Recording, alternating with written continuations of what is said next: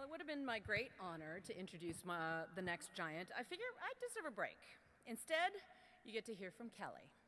And when I asked her what I should say to introduce her, she said, keep it short.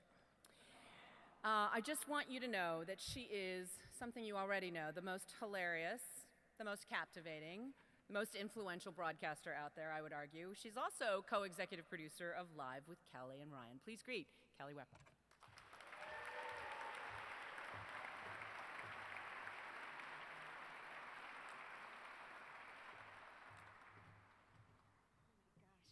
Not beat the applause. Okay, sorry. Hey, give it up for Juju Chang, who has been extraordinary today. Yeah. Thanks, Juju. So listen, I know I have to make this brief because, as you all know, Ryan is currently on commercial break from one of his afternoon jobs. So we're going to keep this snappy, keep it moving along. I am simply thrilled to be here today. It's my honor to pay tribute to someone who is truly a giant in broadcasting. The Library of American Broadcasting Foundation could not have chosen a better person to bestow this honor than my dear friend and my younger identical twin brother, Ryan Seacrest, the youngest ever recipient of this award. There is no, yeah, sure. Yes. Go youth. For there's no greater human embodiment to this honor than Ryan, whether he's paying your bills on the radio, live with me every weekday morning, finding the next American Idol, or reminding us how many seconds we have until the new year. Ryan's smooth and kind and smart, professional, authentic demeanor shines through. And he does it all while keeping up with the Kardashians. Or, as my daughter likes to call it, simply the best show ever, ever.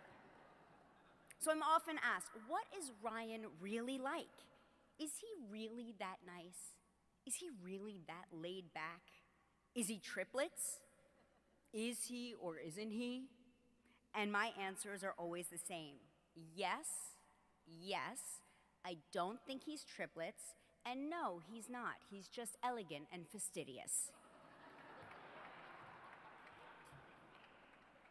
Ryan Seacrest is really a game changer, a man cut from a cloth that harkens back to a time when broadcast giants were not as rare as they are today. Ryan, I believe, is what would happen if Merv Griffin and Dick Clark had a baby and Dinah Shore was the midwife. And he has parlayed his immeasurable broadcast talents into a production powerhouse. However, his creative endeavors and whip-smart instincts pale in comparison to his empathic heart and generous soul. Ryan is as selfless as he is tireless. In 2010, he launched the Ryan Seacrest Foundation and installed Seacrest studios in children's hospitals across the country so kids battling life-threatening diseases might have an escape from their treatments and may even develop into the future giants of broadcasting themselves. Let's not forget that it was Ryan Seacrest who, as a child, used to make believe he was Casey Kasem, and who here has not done that? Show of hands? Okay, babe, it was just you. You're the only one. I'm really only scratching the surface here of his extensive resume and his endless acts of kindness. But I can honestly say there is no finer person I have ever worked with. Every day at work feels like the last day of school before summer break. Do you know what I mean? That is what every day of work feels like. And only a giant can make his coworkers feel like they've won the lottery each and every day. And only a man like you, Ryan, can make his coworkers feel like the only coworker. Ryan, my friend, you are a gem and a giant. Now come get your trophy. You got to go back to work.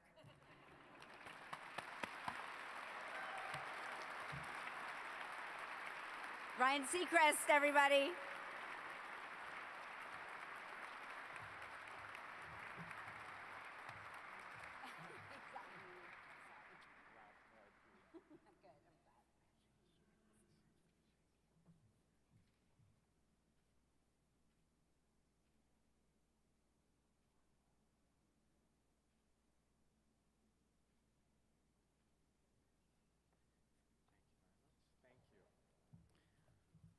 Thank you, Kelly.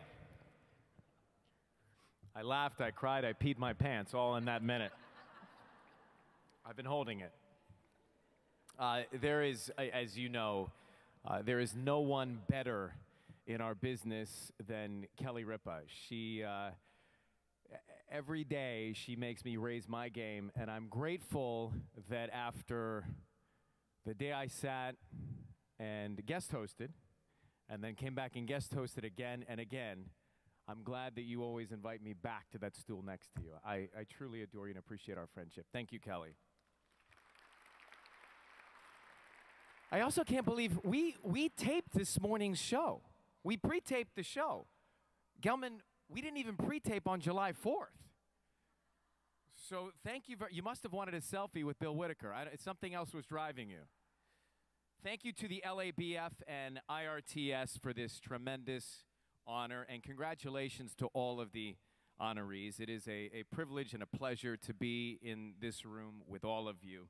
Thanks to all my partners, to ABC, especially WABC, the entire live team, Gelman, Art, and who else is here? Deborah, obviously, thank you so much for your support.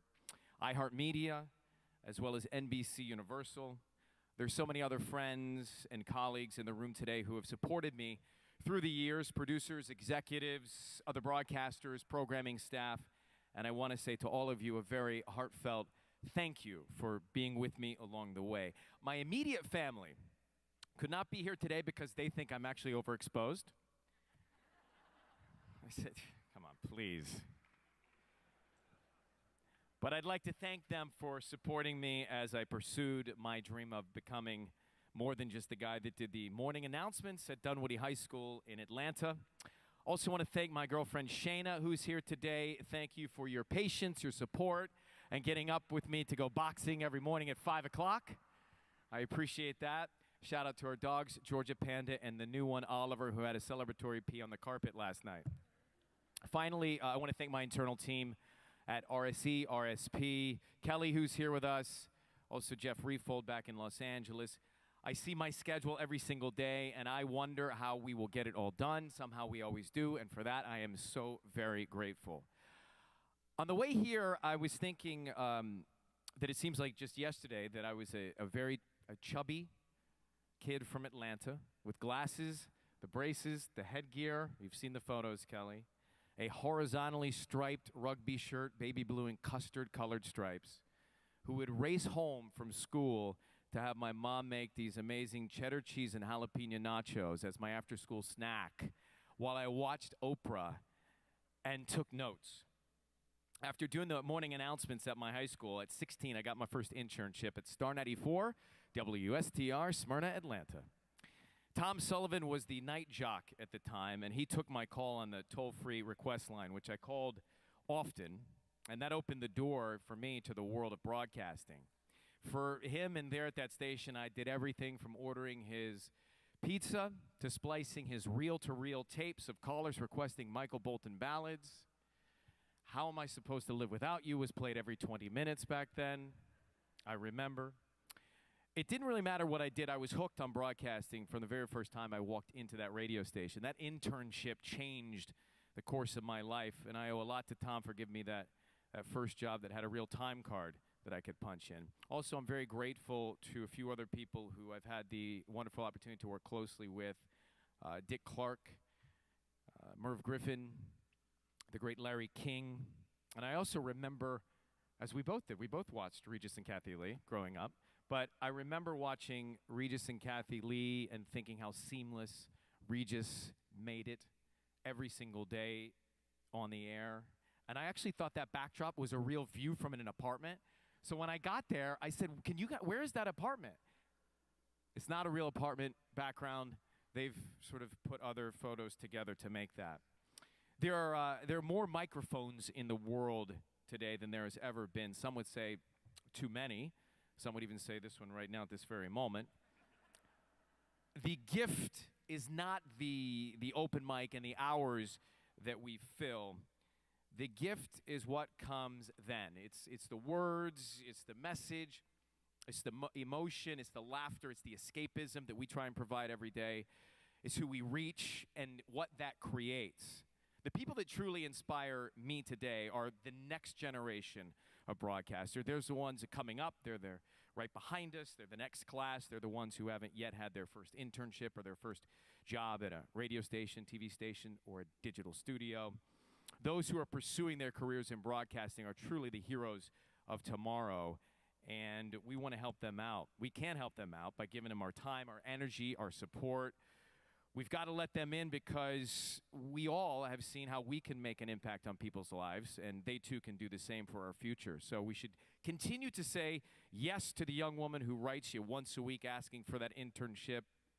Take a call from the Gen Zer who wants to be in the room to see whatever it is we get to do every single day.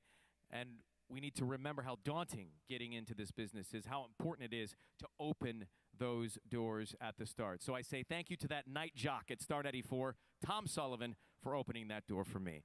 Thank you very much.